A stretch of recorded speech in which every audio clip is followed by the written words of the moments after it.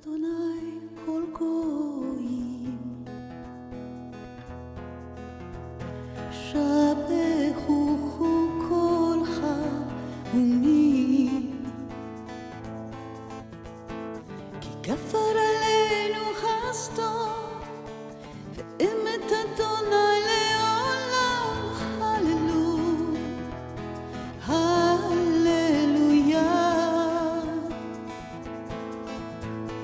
ki kafar aleinu chasto ve'emet Adonai le'olam hallelujah hallelujah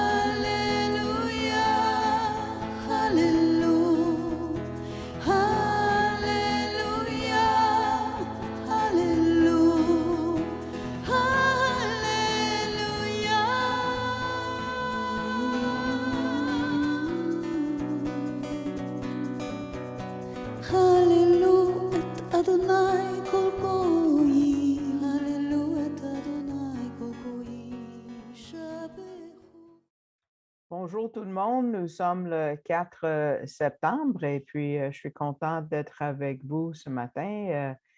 On est vraiment presque au bord des fêtes juives et puis c'est un temps excitant pour être en contact avec la communauté juive. On a passé un bon temps d'évangélisation dernièrement. Peut-être je vais vous en parler après l'étude. Mais Matthieu 12, on va l'aborder on l'a déjà commencé la dernière fois et puis là, on va couvrir la majorité du chapitre, mais on va finir dans 2 semaines parce que c'est vraiment un chapitre crucial et on a beaucoup à couvrir. Donc, si vous avez vos Bibles, vous tournez à Matthieu 12 et puis nous allons lire les 2 premiers versets. En ce temps-là, Jésus traversa des champs de blé un jour de sabbat. On va parler des controverses du sabbat pour la majorité du temps ce matin. Ses disciples qui avaient faim se mirent à arracher des épis et à manger. Les pharisiens, voyant cela, lui dirent, « Voici, tes disciples font ce qui n'est pas permis de faire pendant le sabbat. » Donc, les disciples ont été accusés d'aller contre les lois du sabbat. Mais quel sabbat? Pas le sabbat que Dieu avait donné. Non, ils avaient déjà ajouté, comme j'ai déjà dit ici, à peu près 1500 lois aux quelques lois du sabbat que Dieu avait données dans la loi de Moïse, puis ont créé tellement un fardeau pour les Juifs de ce jour-là à transporter que c'était quasiment pas possible de reconnaître le vrai sabbat sabbat de Dieu à ce moment-là. Tu vois, celui de Dieu dit que tu ne dois pas travailler dans ton champ le jour du sabbat. Et puis, tu ne peux pas moissonner, tu ne peux pas battre, tu ne peux pas vanner ou entreposer ta récolte. Mais tu vas voir comment les pharisiens ont interprété ça. Si tu arrachais un épi, c'est ça moissonner. Ou quand tu sépares la partie que tu peux manger de ce que tu ne peux pas manger, c'est battre dans leur sens. Et c'est quand ils enlevaient peut-être la soie, ils étaient coupables de vanner parce qu'ils ont utilisé peut-être le vent, les a aidés à enlever la soie. Et en mangeant, c'était entreposé, la récolte. Donc, vous voyez combien c'est ridicule. Et qu'est-ce que les pharisiens faisaient dans leur champ? Pourquoi ils étaient là pour observer cette scène? Eux, ils devaient être chez eux pour le sabbat.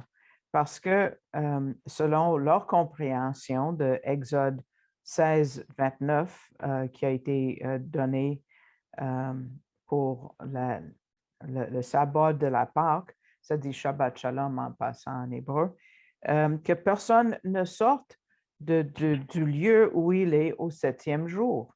Donc, eux, ils ont inventé une loi que tu ne pouvais pas quitter chez vous du tout. C'est comme si vous étiez renfermé, un genre de couvre-feu. Mais pour que ça soit pratique, ils ont ajouté une loi qu'aujourd'hui, si vous allez en Israël, ils vont dire que tu as le droit de faire 1 kilomètre. Donc, ça s'appelle la loi de l'Hérouv, E-R-E-U-V, qui veut dire sortir. Donc, ils ont, dans certains voisinages même, des cordons qui démarquent la limite où tu peux marcher le jour du sabbat. Et ça, ils appellent ça un voyage de jour de Shabbat, de un jour. Donc, ça a été mis en place pour qu'ils puissent aller à la synagogue. Mais est-ce que vous pensez que ces champs de blé ou de maïs étaient juste 1 kilomètre de chez eux? Qu'est-ce qu'ils faisaient dans le champ?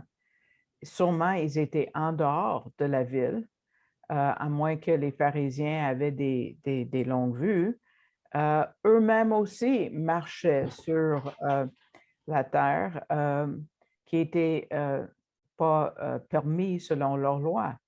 Pourquoi ce n'est pas permis de marcher sur l'herbe? Vous voyez? Parce que peut-être vous marchez sur l'herbe qui avait des petites graines après. Et donc, dans ce cas-là, tu es en train de moissonner et de battre. Et si le vent emporte le germe un peu de l'ivraie, tu es coupable de vanner. Puis si un oiseau vient manger, alors tu es coupable d'entreposer. Donc, ils vont jusqu'à ce point-là. Mais eux, ils se trouvaient, comme on voit ici, au-dessus de leur loi. Eux, ils ont transgressé tellement de leur propre loi pour condamner et accuser Jésus, parce qu'ils ne pouvaient pas trouver un péché en lui.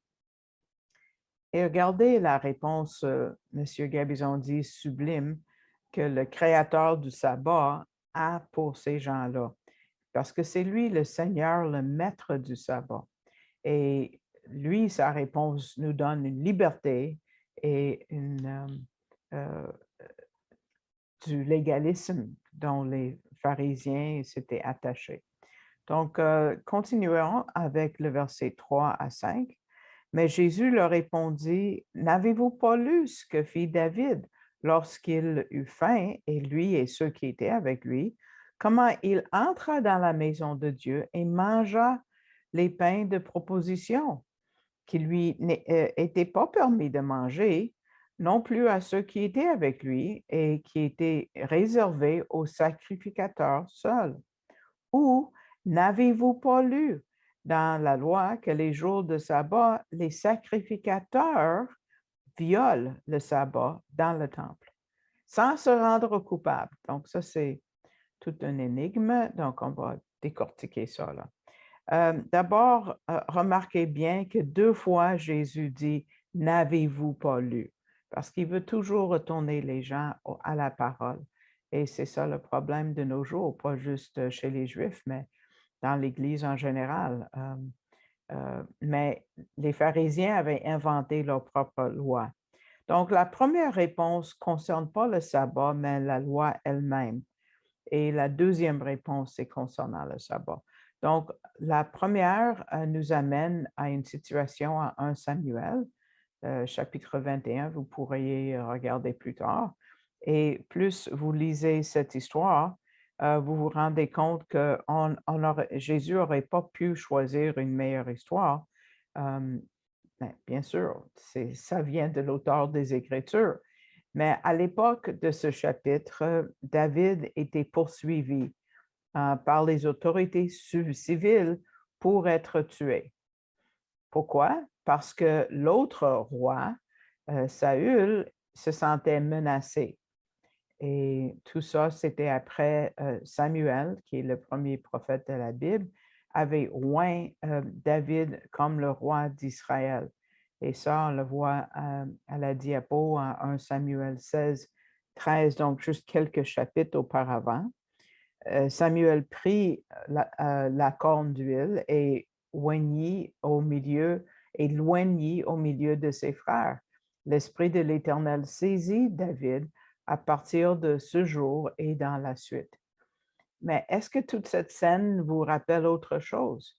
N'est-ce pas vrai que les autorités civiles poursuivaient Jésus à cette époque? Lui, il a été oint par le dernier prophète, pas le premier, mais le dernier prophète, qui est Jean le Baptiste, confirmé par l'Esprit de Dieu. Il a été poursuivi pour être tué par les autorités qui avaient peur pour leur position, tout comme Saül. Donc, David et ses soldats avec lui étaient en course pour leur vie. Et Jésus et ses disciples étaient poursuivis aussi et vraiment dérangés. On va le voir plus en Matthieu 12. Et peut-être s'ils avaient eu cette révélation, ils auraient vu que, dans le fond, ils étaient en train de battre contre Dieu. Revenons à David. Ces hommes avaient faim et donc ils sont allés voir le grand prêtre et ont demandé pour le pain. Quel pain y avait-il? Mais on va regarder un moment dans le tabernacle, mais ça, c'est une image du temple. Et puis, si Geneviève pourrait prendre quelque chose pour voir la table à droite, là, à droite, oui, ce sont des pains. C'est une façon, c'est pas exactement la forme, mais il y avait, ça c'est la table avec les pains. Peut-être c'était une table plate avec 12 pains dessus, mais c'était en entrant dans le temple, tu vas le voir tout de suite à ta droite. Quand je suis allée dans le sud d'Israël pour voir le tabernacle, c'est une fois qu'on le voit avec nos yeux, là, on n'oublie jamais. Donc, il y avait 12 pains, un pain chaque pour les 12 tribus d'Israël qui étaient présentés à Dieu. Ces 12 pains ont été changés une fois par semaine. Et juste en passant, M. Gabizon le dit souvent, que quel miracle, est-ce que si moi je laisse un pain sorti d'un sac, mettons, sur une table pendant une semaine, ça va devenir dur. Mais ce pain-là reste assez mou par miracle chaque semaine pour que les prêtres puissent le manger. Donc, c'est spécial. Et chaque samedi ou chaque sabbat, le vendredi, ils enlèvent les anciens, les vieux pains, si on veut le dire, même s'ils restent tout beaux toute la semaine, et ils mettent des nouveaux pains. Mais les pains qu'ils enlèvent, c'était pour, encore, peut-être ça a duré encore une semaine, je ne sais pas, pour les prêtres à manger. Mais les prêtres ont donné ça à David et à ses hommes.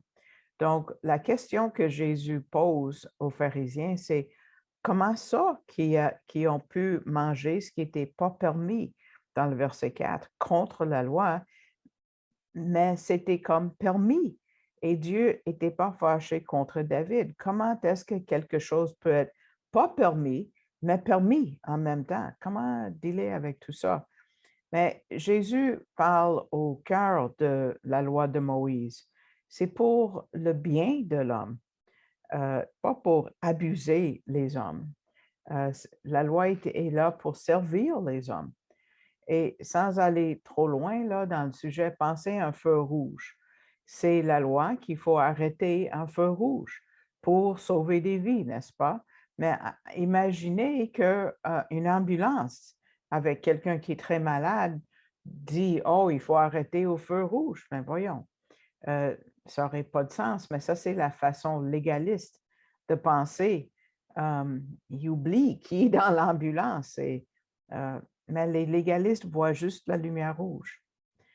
Mais l'autre exemple qu'on voit tout de suite après est plus à propos, dans le sens que Jésus dit, regardez les prêtres le jour du sabbat.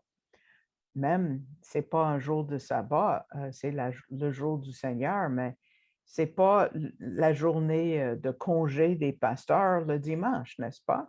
Non, ils travaillent fort.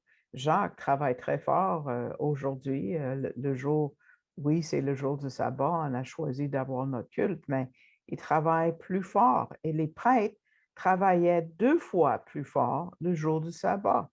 Mais il utilise un mot assez fort. Il dit qu'ils sont en train de profaner le sabbat, violer la sainteté, désacrer la journée. C'est gros, c'est des gros mots, parce qu'ils transportaient des sacrifices et ils n'ont jamais arrêté, ils n'arrêtaient pas le jour du sabbat. Et c'est ça, profaner le sabbat. Mais ils faisaient le travail de Dieu. Donc, comment répondre? Il faut se rappeler la raison derrière la loi de Moïse. Je vais vous lire le verset qu'on voit en Jean chapitre 5, verset 17, où Jésus dit, mon Père travaille jusqu'à maintenant et moi, je travaille. Dans le sens que le péché ne s'arrête pas et Jésus ne s'arrête pas non plus. Lui, il restreint ce qui est mauvais. Il n'arrête jamais de le faire, sinon, on verrait le mal partout. Est-ce que le salut s'arrête un jour du sabbat? Non. Est-ce que Satan arrête le jour du sabbat? Non. Donc, la loi a été donnée pour le bien de l'homme et ça prend plus d'importance par rapport à l'aspect de cérémonie de la loi de Moïse. Parce que toute la loi est basée sur un principe, on le voit dans les évangiles, c'est l'amour, n'est-ce pas? Aimer Dieu et son prochain. Donc, ça, c'est les racines de base qui sont éternelles et le plus important. Le reste, on peut adapter. C'est là où, si nous retournons au texte de Matthieu, versets 6 à 8, ça dit, or, je vous le dis, il y a ici quelque chose de plus grand que le temple. Si vous saviez ce qui signifie je prends plaisir à la miséricorde et non au sacrifice, vous n'auriez pas condamné des innocents, car le Fils de l'homme est maître du sabbat. Wow! Qui a dit, et là, je vais vous demander de vous creuser les méninges, même s'il est tôt le samedi matin, qui a dit Dieu aime la bonté, la miséricorde et non le sacrifice, et la connaissance de Dieu plus que les holocaustes? Qui a dit ça? Je l'ai déjà enseigné. OK, on peut mettre la diapo, on va vous donner la réponse. C'est le prophète Osée qui a dit ça. Et puis, car j'ai aimé la bonté et non le sacrifice et la connaissance de Dieu plus que les holocaustes. Et le mot bonté, c'est le mot chesed.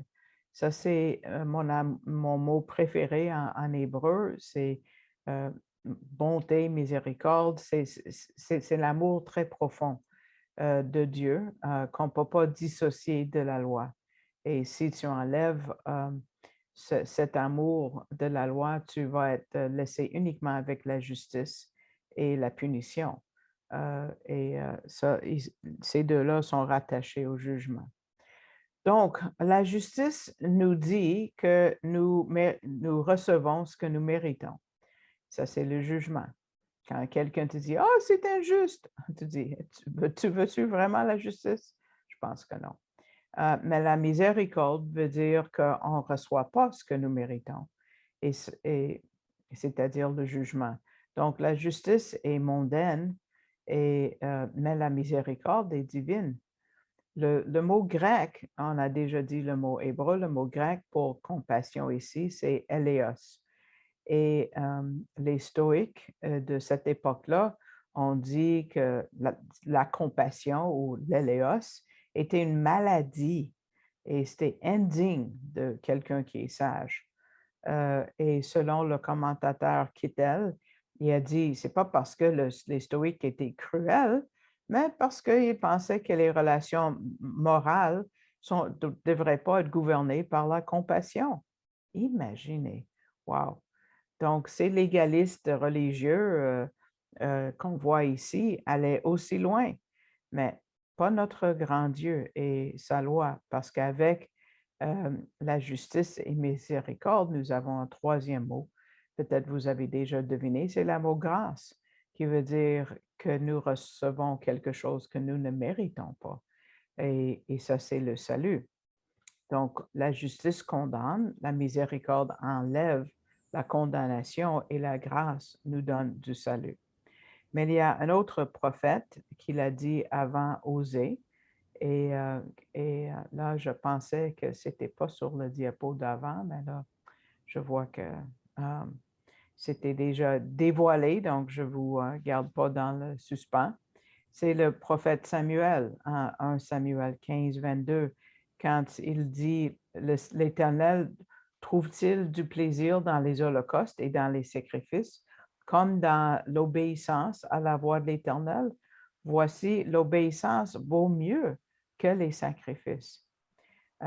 Et d'autres prophètes en ont parlé aussi, mais c'était ça la fonction du prophète. C'était comme ceux euh, ceux de la couronne, si vous voulez, dans notre langage d'aujourd'hui, qui condamnent ou qui amènent des accusations. Dieu est le juge et la loi, c'est comme la loi de Moïse. Puis les prophètes étaient toujours après le peuple de Dieu pour les rappeler que leur bien-être était directement attaché à leur obéissance à la loi. Nous voyons cela dans Lévitique 26, Deutéronome 28. Mais plus important que la loi, c'était la condition de leur cœur. Et beaucoup de prophètes entre les prophètes mis surtout sur la condition de leur cœur. Savez-vous que pendant les 40 ans dans le désert, Moïse, et on va regarder cette période juste brièvement aussi tantôt dans l'étude, quand est-ce que Moïse a demandé que tous les hommes et les garçons soient circoncis? Pendant les 40 ans, il venait de recevoir la loi. Pas une seule fois. C'était la loi. En Nombre et en Deutéronome, on ne voit pas le mot circoncis, nulle part, sauf quand ça parle de la circoncision du cœur, hein, et ça c'est en Deutéronome 10 et 30. Donc, vous voyez le vrai sens de la loi de Moïse? Dieu n'était pas fâché contre Moïse parce qu'il n'avait pas exigé la circoncision. Il n'était pas fâché contre David non plus d'avoir pris ces pains-là. Donc, quelle est la relation entre Samuel, le premier prophète, et Osée? Bon, Samuel est comme le premier, mais dans le Talmud, dans les commentaires juifs, Osée est comme prééminent.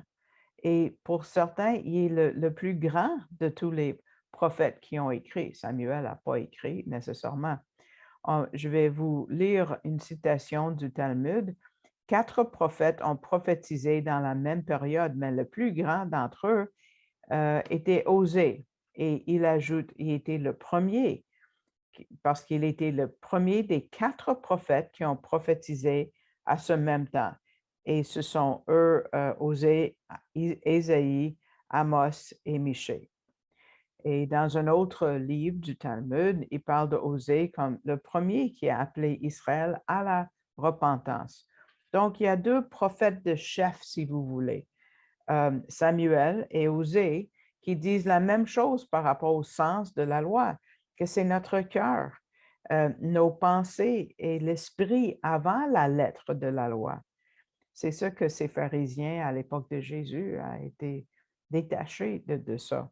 Mais plus on va dans le livre de Matthieu, on va voir qu'il y avait une autre, et ils n'ont même pas lu leur propre livre, le Talmud, parce que beaucoup de ces lois-là ont été conçues avec de bonnes idées, et même pour le bien-être de l'homme. Mais on va voir à quel point ils vont aller contre le roi dans le procès de Jésus. Mais concernant les sacrifices au temple, on voit que ces sacrifices sont plus importants que l'ordonnance de ne pas travailler le jour du sabbat. Il y a une discussion, est-ce qu'on peut offrir l'agneau pascal le jour du sabbat? Est-ce qu'on peut faire la circoncision? Je vous garantis qu'il va y avoir beaucoup de circoncisions en ce jour, un jour de sabbat, aujourd'hui, le 4 septembre, parce qu'il faut continuer. Le 8e jour, il faut le faire, OK? Même si c'est le sabbat. Donc, il y a des moments où on peut aller contre les lois du sabbat. S'il y a une vie qui est en danger, je vous garantis qu'en Israël, il y a des ambulanciers qui travaillent. Absolument. Mais les gens de l'époque de Jésus étaient tellement contre lui que eux, ils allaient contre la loi de Dieu et même contre leur propre loi qu'ils avaient inventée. Et il finit l'argument en disant que c'est lui le maître du sabbat, parce que eux agissaient comme les vrais maîtres du sabbat. Ce qui arrive tout de suite après à Matthieu 12, c'est comme une partie 2, c'est ce qui suit dans l'esprit de légalisme. Et ça arrive dans une synagogue. Lisons versets 9 et 10. Étant parti de là, Jésus entra dans la synagogue. Et voici, il s'y trouvait un homme qui avait la main sèche. Ils demandèrent à Jésus, est-ce permis de faire une guérison les jours de sabbat? C'était afin de pouvoir l'accuser. Vous voyez à quel point c'est cruel. Ils ont vu un homme qui était malade avec une main sèche et ils ont utilisé cet homme-là pour tenter Jésus, pour briser la loi selon leur compréhension de la loi. Et Jésus, comme un bon juif, répond avec une question. Parce qu'on lui a posé une question, il répond avec une question. Qu'est-ce qui est plus important? Un agneau ou un mouton ou un homme? Parce que pour les durs à cuire légalistes, là, ils ne voient pas le côté humain, ils voient les humains quasiment comme des animaux. Donc, dans le verset 12, il dit, « Il est donc permis de faire du bien les jours de sabbat? » Donc, Jésus guérit l'homme, mais au lieu d'être content pour cet homme qui était plus malade avec la main qui maintenant fonctionnait, imaginez si vous aviez une main qui ne fonctionne pas, mais eux commencent à comploter comment ils peuvent détruire le Messie maintenant.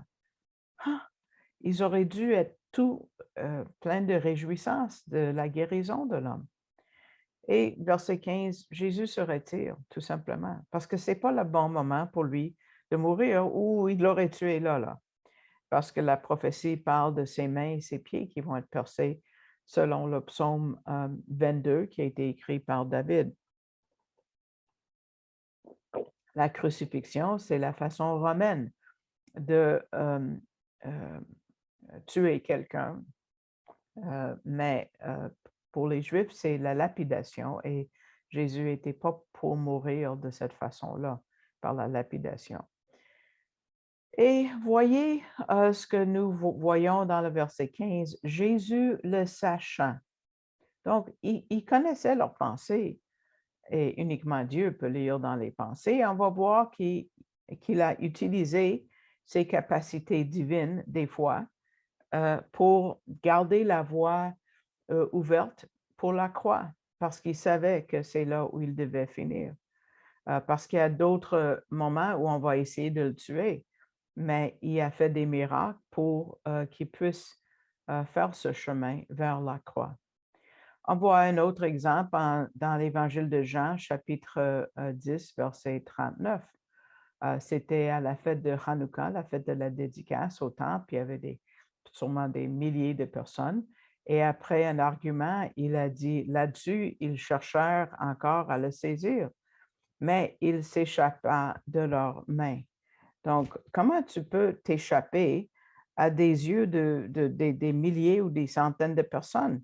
Ça, c'est un miracle, n'est-ce pas? Et ça garantit qu'il devait aller à la croix parce qu'ils ont essayé de le tuer encore.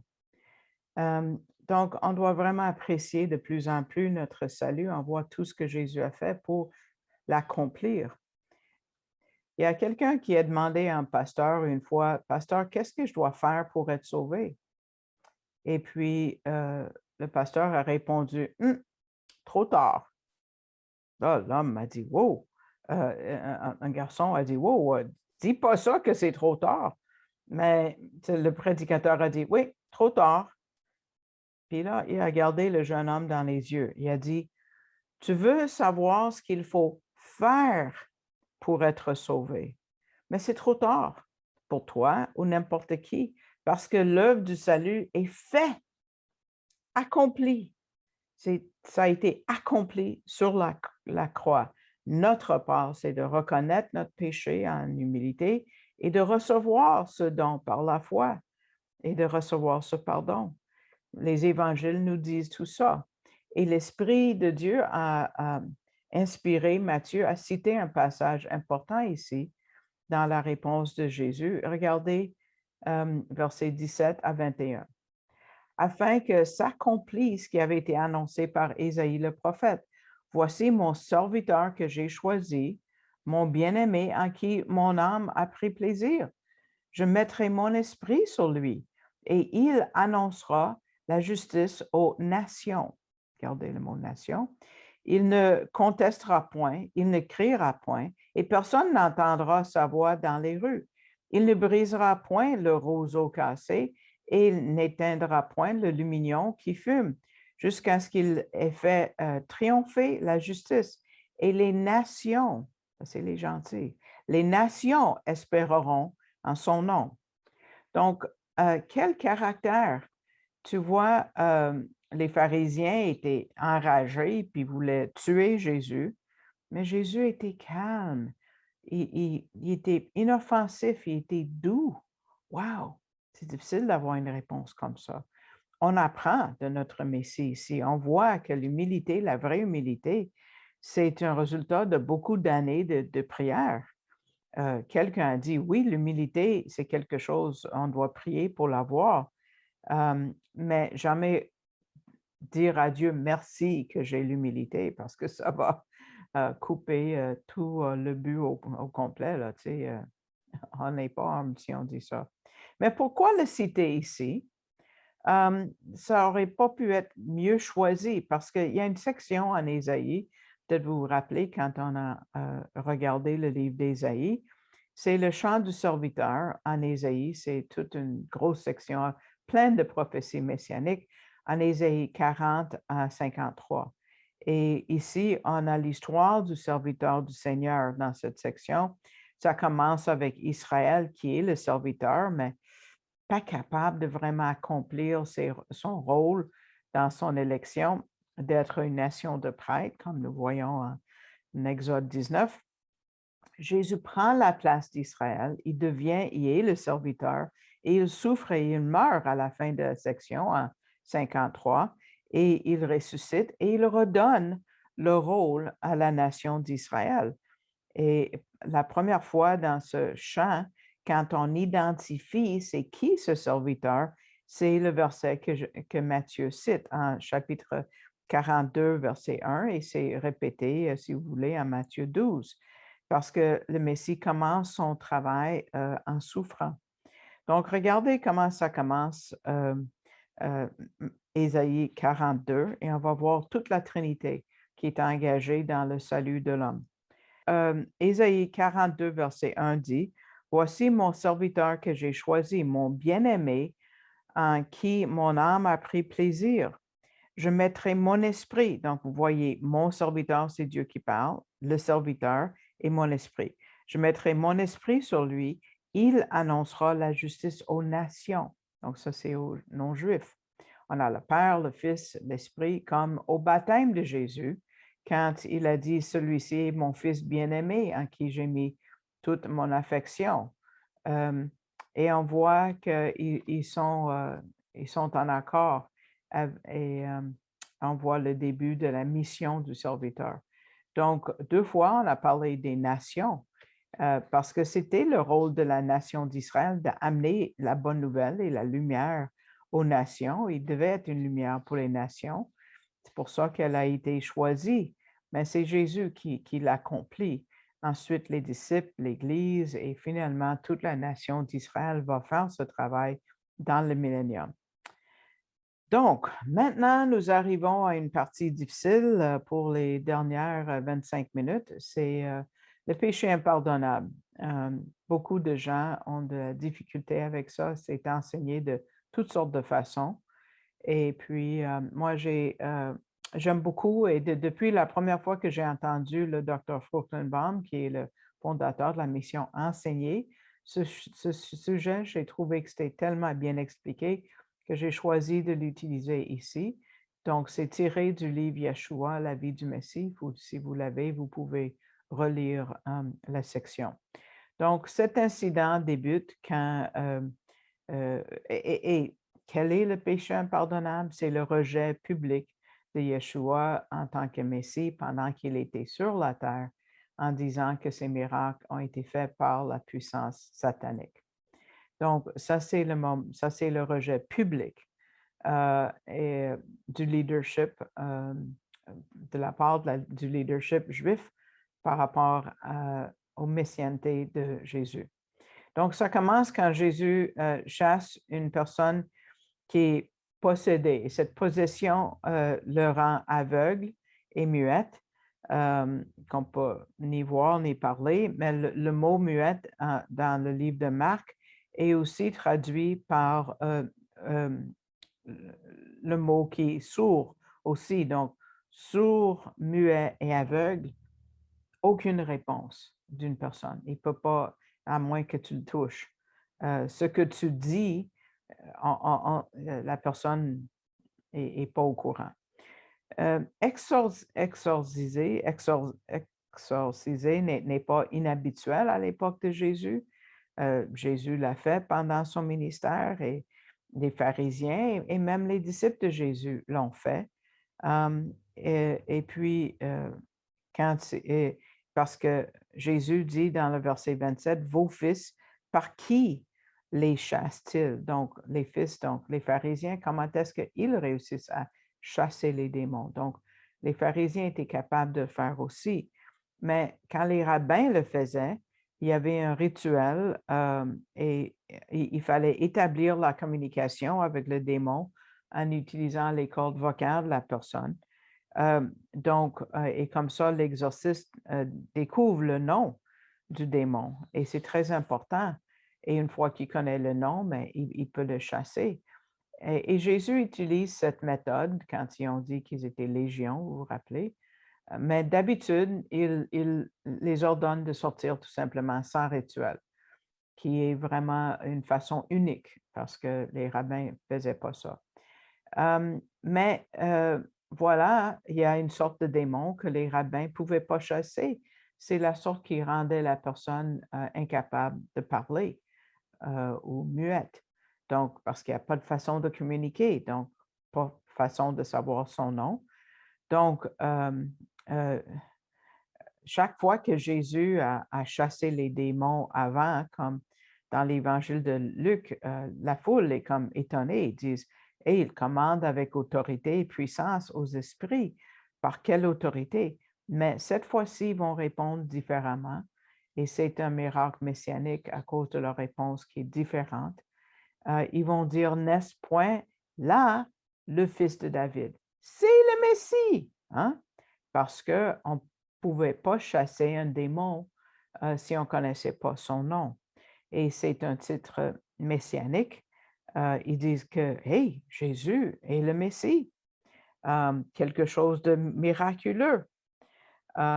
Et c'est juste, c'était un de leurs miracles messianiques, mais quand même, le leadership n'est pas prêt à dire qu'il est le Messie.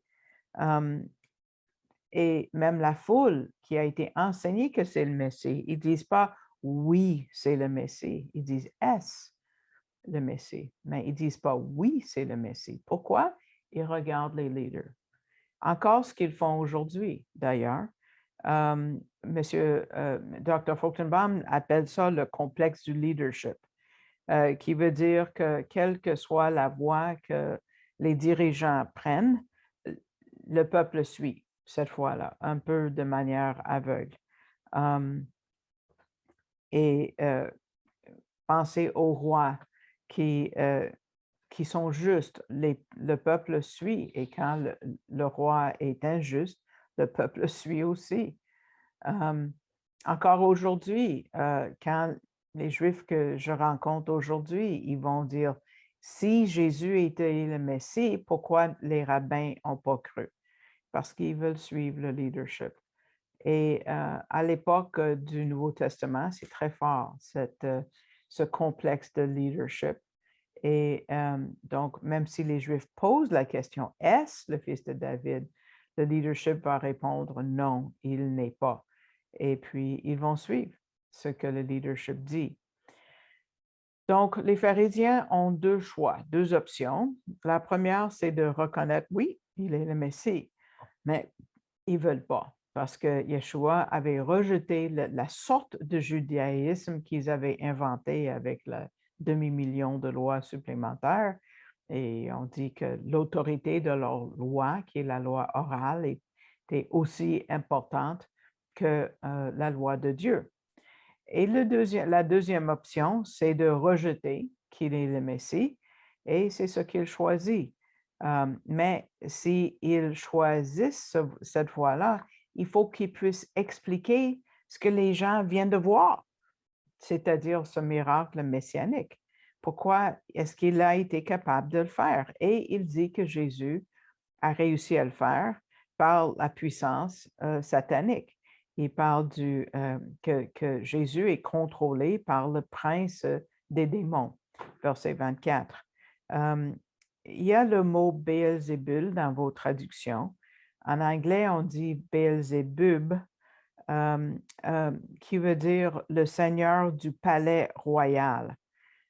Et ça, c'est un dieu, petit d, dieu, d'une ville avoisinante de Ekron, une ville philistine d'ailleurs. Et quand les Juifs ont été déportés en exil en Babylone, les Juifs ont été guéris de leur idolâtrie, mais les rabbins de l'époque de Jésus aimaient se moquer en plus des dieux païens et appliquer certains des noms de ces petits dieux. Et tu vois, en changeant la dernière lettre, de sorte que le nom original de Béelzébul devient Béelzébub, ça veut dire le seigneur des mouches ou le seigneur du fumier, qui est le démon qui est responsable des maladies selon cette culture-là. Donc, ça, c'est le motif officiel pour le rejet de la messianité de Jésus, parce qu'il est possédé par des démons et il ne peut pas être le Messie. Et c'est comme ça qu'il peut faire des miracles. Et puis, c'est la raison qu'ils avancent. Mais la vraie raison, c'est parce que Jésus ne se pliait pas aux exigences des chefs religieux. Et Jésus se défend dans les versets 23 à 27. Il se défend face à cette accusation d'être possédé. Premièrement, il dit que ça ne peut pas être vrai parce que ça veut dire que Satan est divisé contre Satan. Ça ne marche pas. Versets 25 et 26. Et selon le verset 27, les leaders religieux ont dit que le don de l'exorcisme était un don de Dieu. Donc, est-ce que Jésus a le don de Dieu ou non? Il vient de contredire leur propre théologie. Troisièmement, dans le verset 28, ça dit que, dans le sens que ce qu'il a fait authentifie ces signes. Pourquoi ils ne l'ont pas reconnu? Et dans le verset 29, il dit, ben, tu sais, pour pouvoir faire ce miracle, il faut être plus fort que Satan et pas être assujetti à Satan. Donc, il y a un jugement. Et là, c'est parmi les mots les plus sérieux du Messie, versets 30 à 32, je vais lire pour vous. Celui qui n'est pas avec moi est contre moi, et celui qui n'assemble pas avec moi disperse. C'est pourquoi je vous dis, tout péché et tout blasphème sera pardonné aux hommes, mais le blasphème contre l'Esprit ne sera point pardonné. Quiconque parlera contre le Fils de l'homme, il lui sera pardonné. Mais quiconque parlera contre le Saint-Esprit, il ne lui sera pardonné ni dans ce siècle, ni dans le siècle à venir. Donc, après s'être défendu lui-même face aux accusations d'être possédé par des démons, Jésus prononce un jugement sur cette génération en Israël qui est coupable d'un péché unique, le péché impardonnable ou le blasphème contre le Saint-Esprit, comme nous voyons dans le verset 31. Il a déjà parlé de cette génération, vous vous rappelez, dans le chapitre précédent, chapitre 11, versets 16 et 17, quand il a dit, oh, on a chanté, puis vous n'avez pas dansé, puis tout ça. Là. Qu'est-ce que ça veut dire impardonnable? C'est un jugement qui ne peut jamais être ôté ou atténué, a été rendu contre cette génération. Et ce jugement tombe 40 ans plus tard, dans l'année 70 après Jésus-Christ, quand Jérusalem et le temple sont détruits. Donc, Dr. Fruchtenbaum dit, il est très important de situer le péché impardonnable dans son contexte exact, car c'est uniquement dans ce contexte que ce péché s'applique. Il faut interpréter de manière appropriée. Le péché impardonnable, je vais le répéter lentement, comme il le fait souvent, il répète. Le péché impardonnable est le rejet de la messianité de Yeshua par la nation d'Israël sur la base de sa possession démoniaque dans la période de sa présence physique sur la terre. Donc, allons un peu plus loin, c'est un péché national, pas un péché individuel. Péché national, pas individuel. Des individus comme Paul ont échappé à ce jugement et le péché ne peut pas être commis aujourd'hui. La Bible est très claire. Si on vient par le sang du Messie, on est pardonné. Même Hitler lui-même aurait pu être pardonné au dernier instant s'il s'était vraiment humilié et demandé pardon. Le sang de Jésus est si puissant. Donc, tout péché peut être pardonné, qu'importe la nature du péché, parce que le Messie n'est pas mort juste pour certains péchés.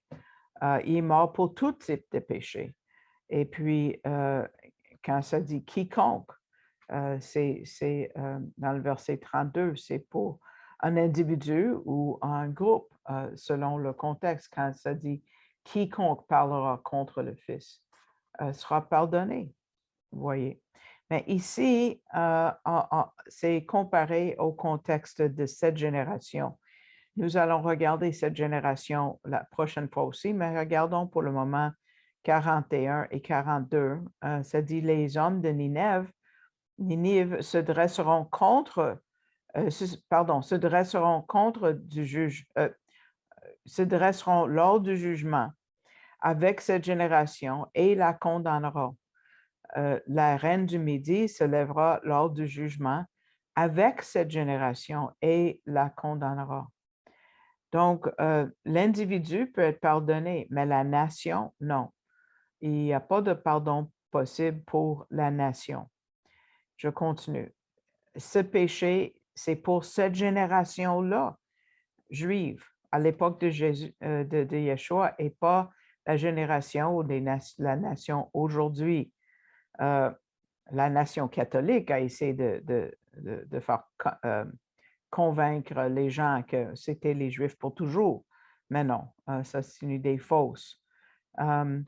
C'est vers la génération envers qui Jésus est venu en personne, en chair et en os, parce que lui, il avait proposé d'établir le royaume messianique. Il s'est présenté comme le roi messianique. Et cette génération a refusé Jésus comme leur Messie. Donc, on voit cette génération est utilisée 4 fois dans ce passage de Matthieu 12. Donc, on voit de qui il parle. Et c'est eux qui se sont rendus coupables du blasphème contre l'Esprit. Donc, c'est un rejet volontaire de la personne du Messie qui a été authentifié par les signes du Saint-Esprit. Et de dire que ces signes viennent de Satan, c'est blasphémer contre le Saint-Esprit et de rejeter que Jésus est le Messie. Et évidemment, ça exige la présence physique du Messie. Et c'est pour ça que ceux qui sont coupables, c'est cette génération-là. Et ça ne peut pas être commis aujourd'hui. Et il n'y a pas d'autres nations qui pourraient commettre ce péché. Il n'a jamais été présent de manière physique pour d'autres nations en se présentant comme le Messie de cette nation-là. Non. Donc, sa relation avec Israël est tout à fait unique. Donc, il y a une nation avec une alliance, une nation physique, et ça, c'est Israël. Et ça va affecter Israël de deux manières. D'abord, l'offre du royaume va être retirée d'Israël de cette génération-là. Ça va être offert dans la tribulation plus tard. Et cette génération va perdre le privilège, le bénéfice de voir ce royaume établi en son temps. Donc, il y a toutes sortes de bénéfices qui auraient été conférés. Mais il va être présenté à une autre génération, comme j'ai dit dans la grande tribulation. Et Jésus utilise l'expression ce siècle et le siècle à venir dans le verset 32.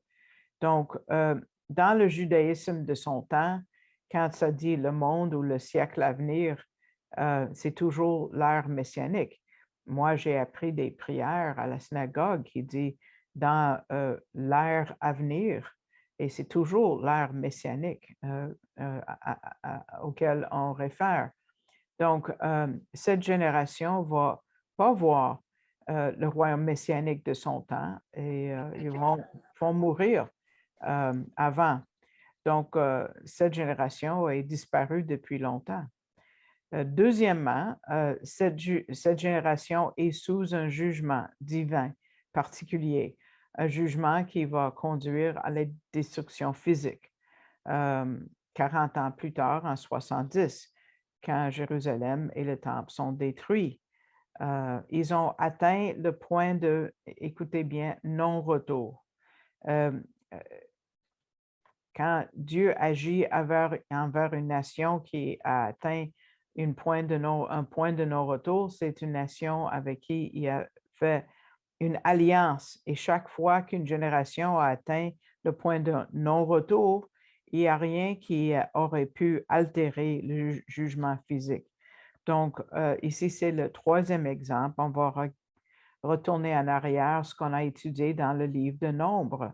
Vous vous rappelez, en Nombre 13 et 14, il y a le péché de Kadès Barnéa où 10 espions sur 12 ont dit « Oh non, ils sont trop forts, on ne peut pas entrer dans la terre. » Et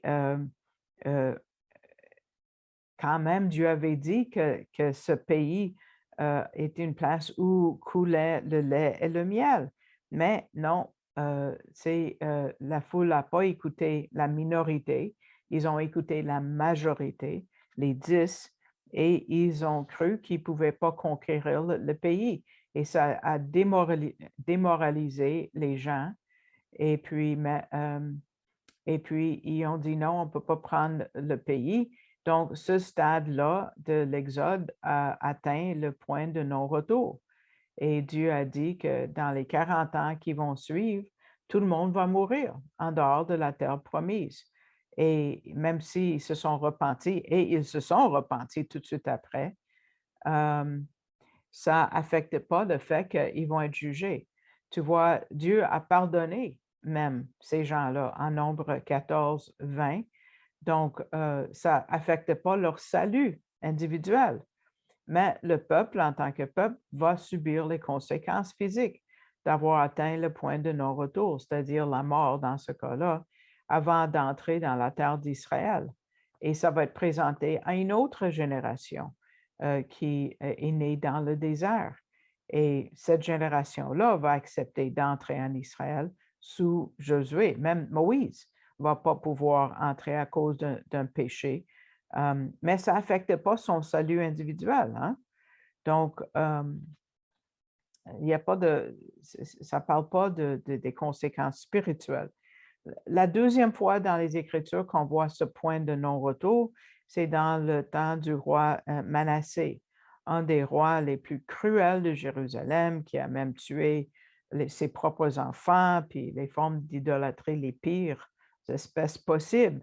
Mais et ils atteignent le point de non-retour et le jugement de Dieu tombe et Jérusalem et le temple tombent et ils sont déportés en Babylone.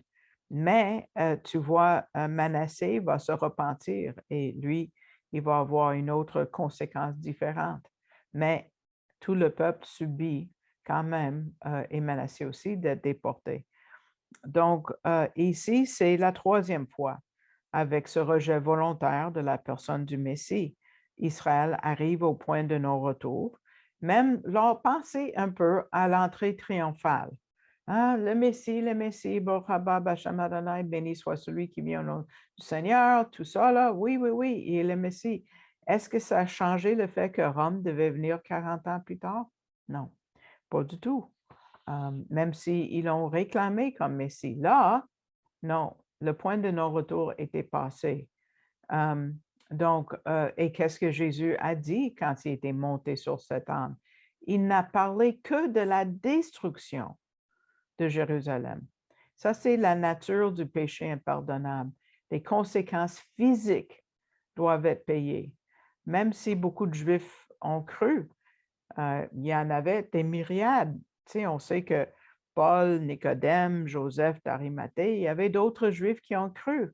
Mais l'ironie triste de tout ça, c'est que ce péché a été commis par le leadership, dans un sens.